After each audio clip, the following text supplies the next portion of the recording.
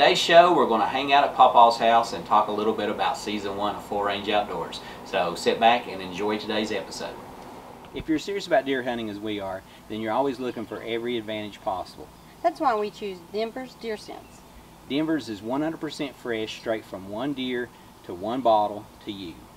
So whether it's premium buck or premium doe, you can be guaranteed that you're going to get the best with DDS.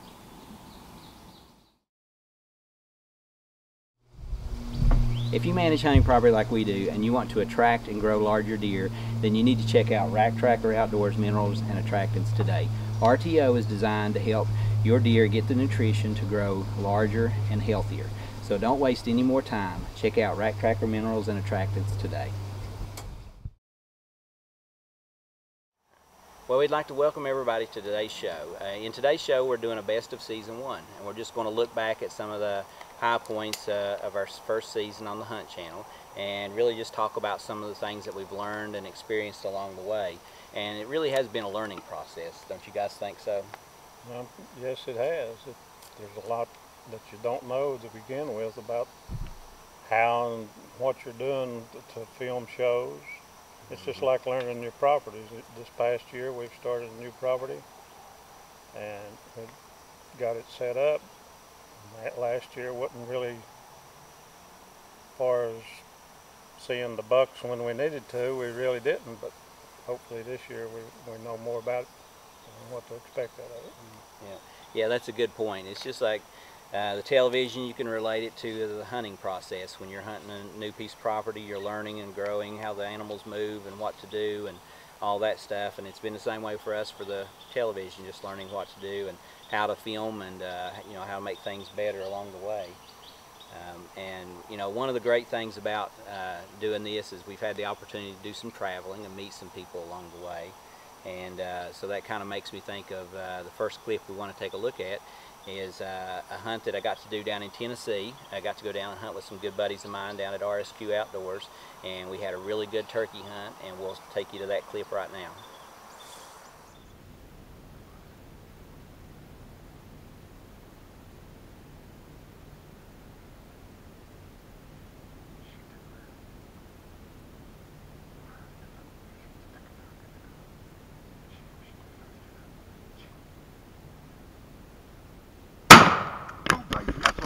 Baby, that's what I'm talking about.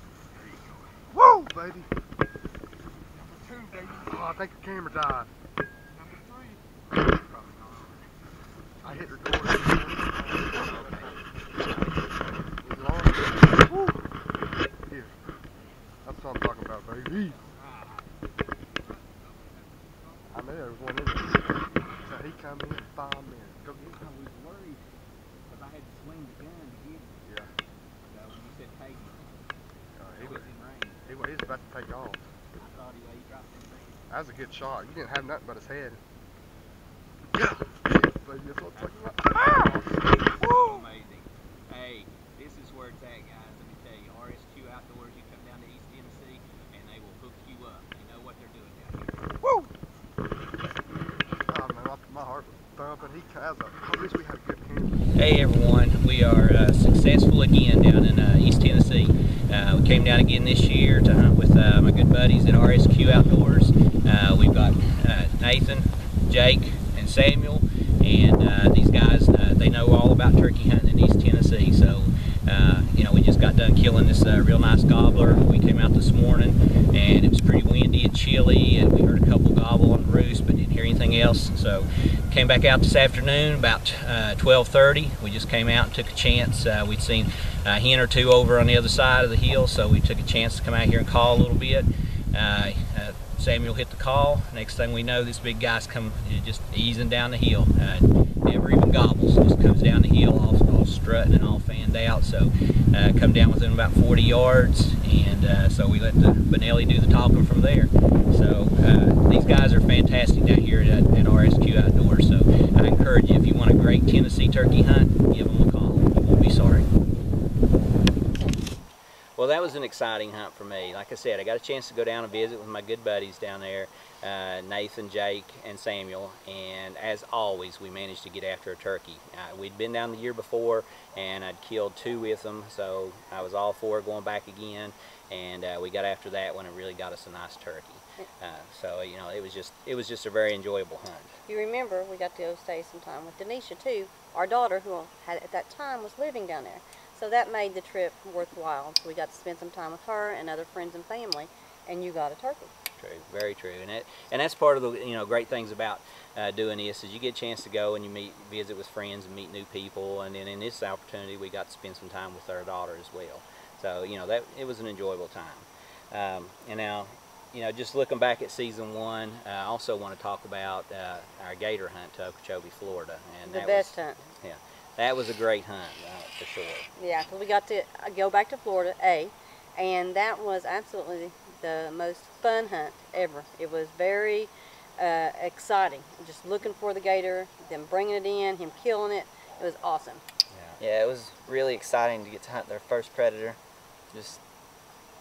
Good job. Yeah, that's a good point. I mean, up until this point, everything I'd hunted was deer, turkey, things like that. So this was the first opportunity to get to actually hunt a predator, more of a, I guess you could say, a dangerous animal, so to speak. So, and it was our first trip to Okeechobee. And also along the way, we got an opportunity to eat lunch with Brian Hardy of Hardy Face Paint.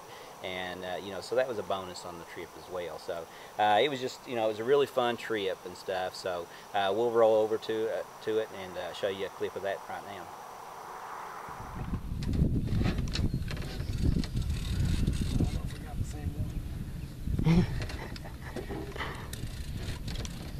Oh dear Jesus! Yeah, that was. Look at that big bad boy. Oh, that's ugly. Shoot him with that bow, maybe. Oh dear Jesus. Where are you going to shoot him at? I'm trying to hit. There it is. Right behind the eyes. Yes, sir. See his eyes? See that plate? He just roamed on you.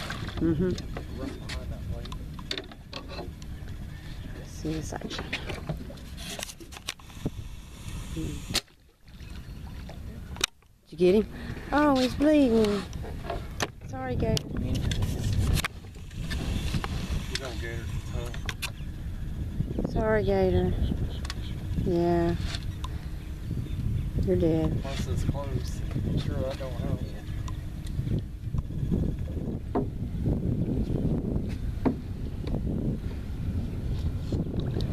There you go, back to the head.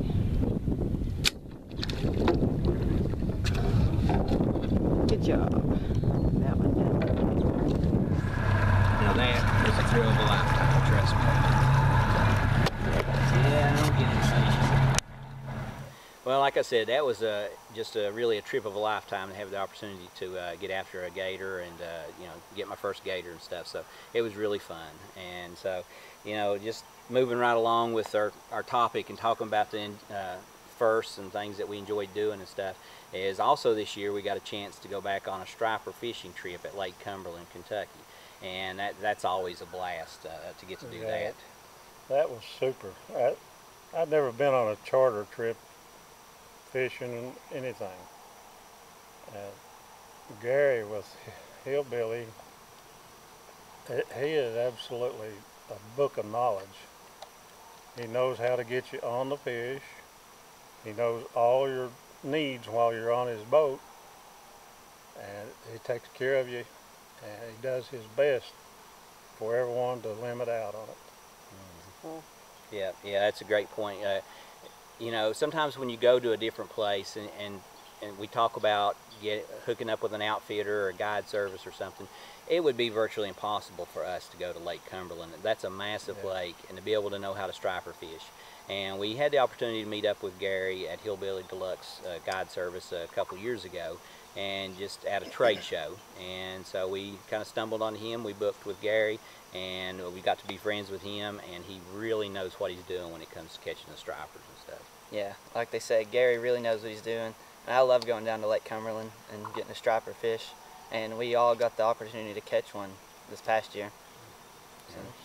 Yeah, and this is one of the trips where, as a team, that we all get to go together.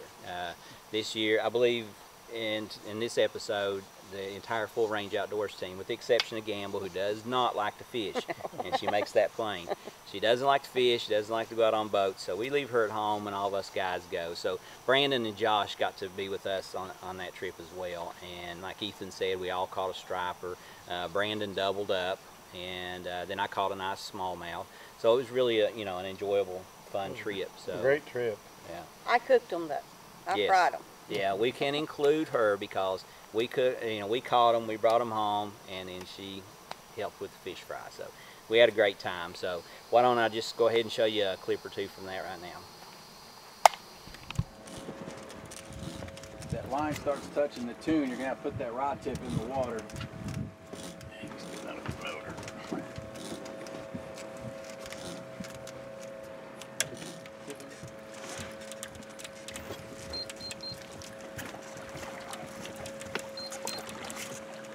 Horsey, man, you got it.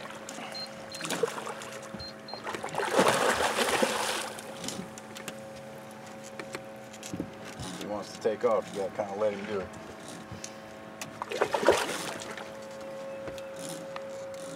All right, rod tip up, take a step back. Oh, so close. Come on, fish. There you go. Get the tip up. Oh, you got a good one. Well, I'm glad we didn't leave. There's a good one. Lay down.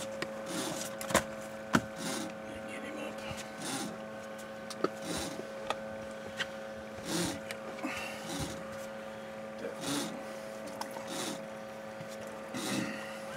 Alright.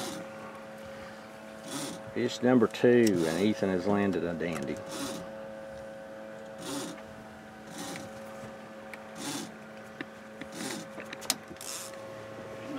Come this way at all.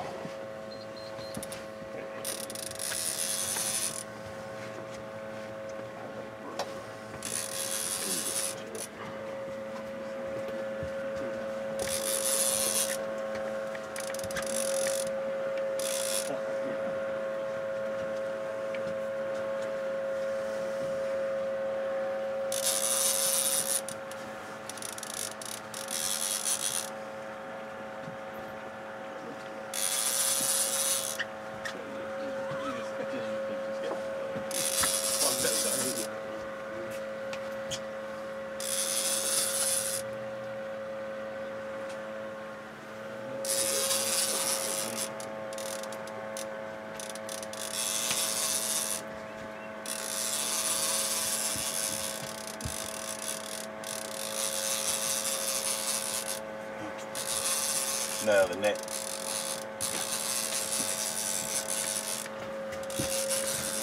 Thank you.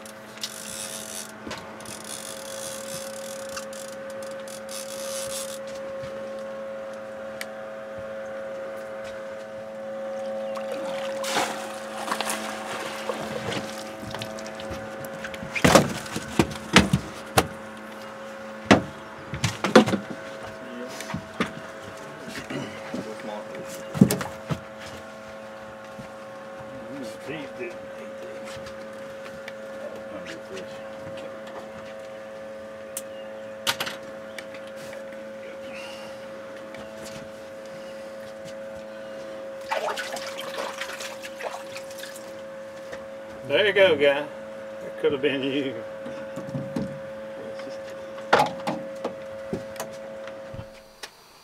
Well, like I said, that was just an absolute blast to get the striper fish at Lake Cumberland. And just doing this show also allows us the opportunity to spend time together as a family in the outdoors. And we love to get out and hunt together. Even if we're not in the blind together, in a tree stand together, we're going and we're out in the woods and we're meeting up before and after. And then sometimes it's all of us, sometimes it's just a couple of us and things like that. But that's one of the great things about it. Don't you guys think so? Great family fun. No better way to spend a day is to be out in the nature. Yeah, I mean, absolutely.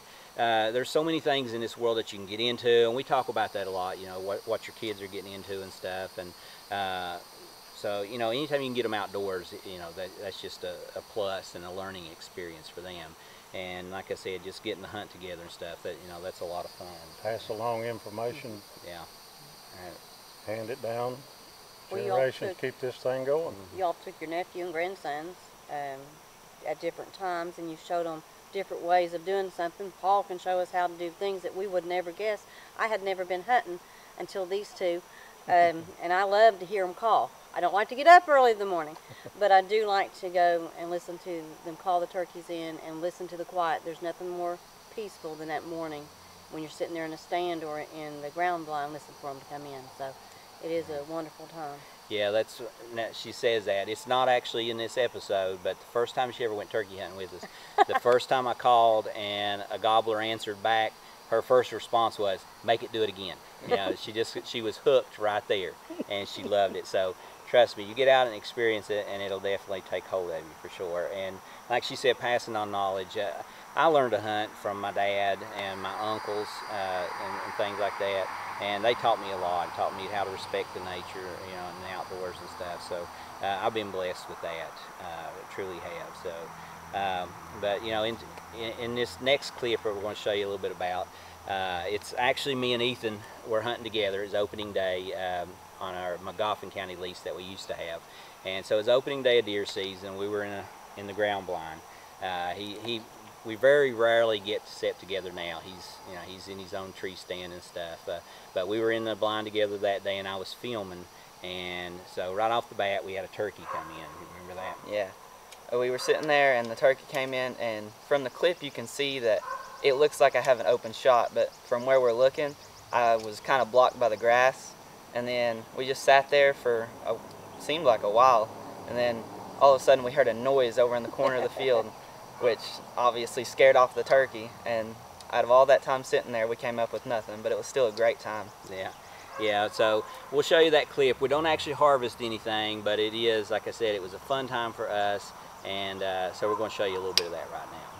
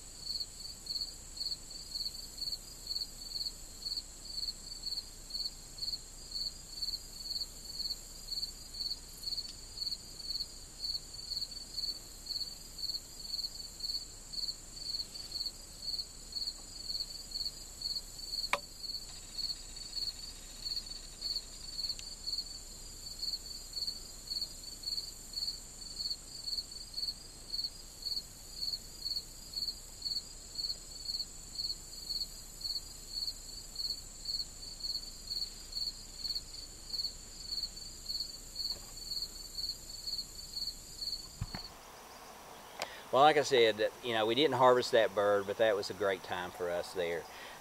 So just to lead into the next part of it here, just talk a little bit about a deer that I killed this year. Now this past season I didn't actually harvest a buck. I let a lot go.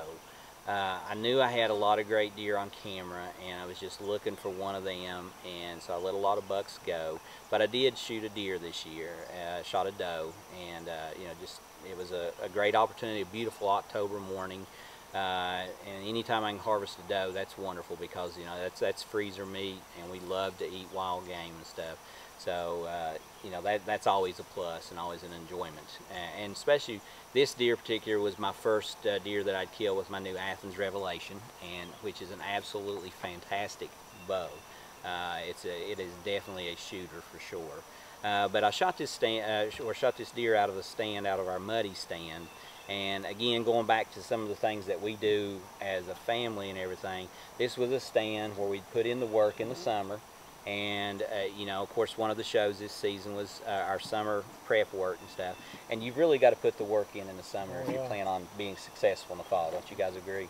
Your success depends on what you put into it in preparation.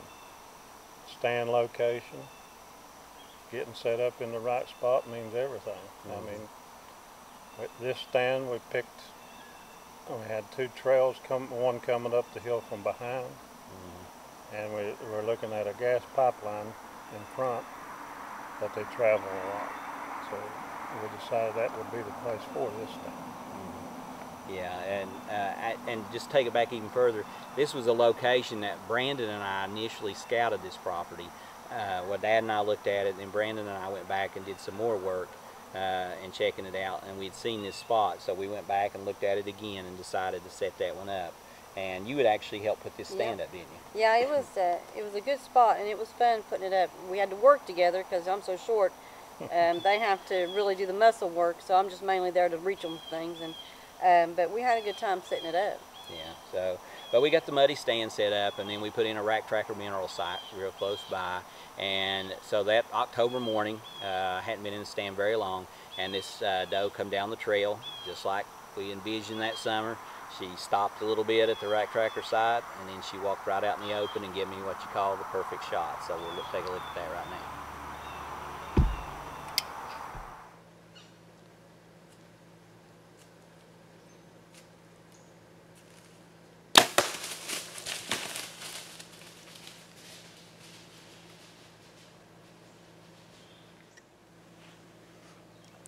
Well, just smoked a doe that just come around the hill right there.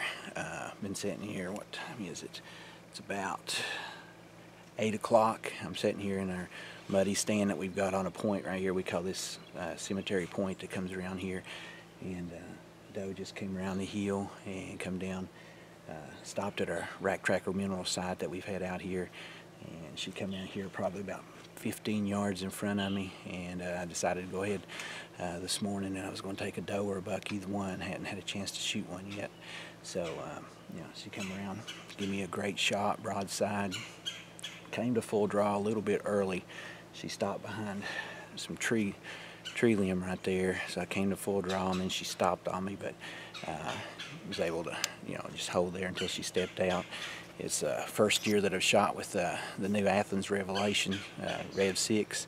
So, you know, brand new bow for me this year, brand new bow for Athens for 2017. And it is one fine shooting bow, I can tell you that right now. You know, just been crazy about it since I got it. But it's the first time I've had a chance to shoot a deer with it. So we smoked her pretty good. She ran down over the hill, and I heard her crash, so we'll give her a few minutes and then we'll go check it out and stuff. So, but beautiful October morning. It's October the 2nd today, and it's just a blessing to be out here, I'm telling you. Just, you know, like I said, a fantastic morning. So, you know, just God has been good to us this morning, and we always give Him honor and glory for that.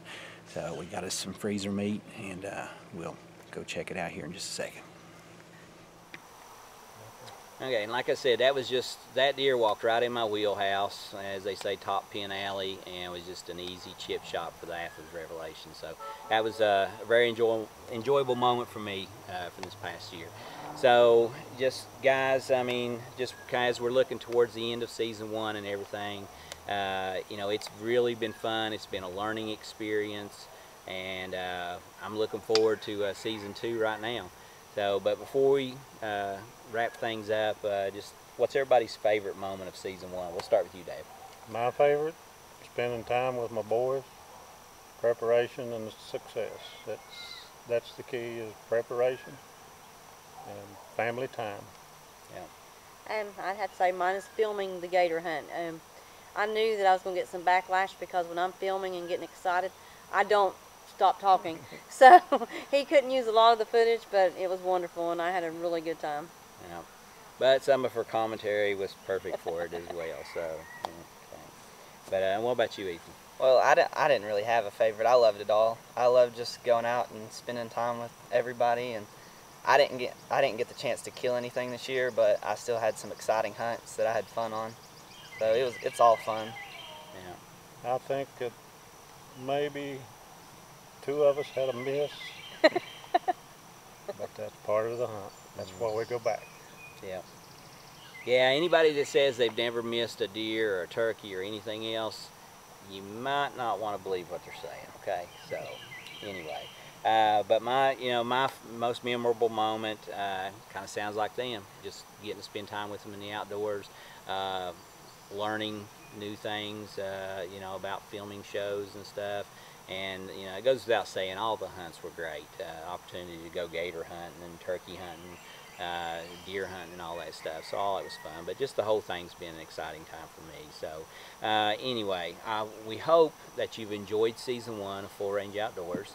That we've been able to relate to you, and we've showed you some good things, and we're looking forward to season 2 next year, and hopefully we can bring you some more great things, and that keep you wanting to watch what we do. So anyway, again, I hope you enjoyed today's episode of Full Range Outdoors.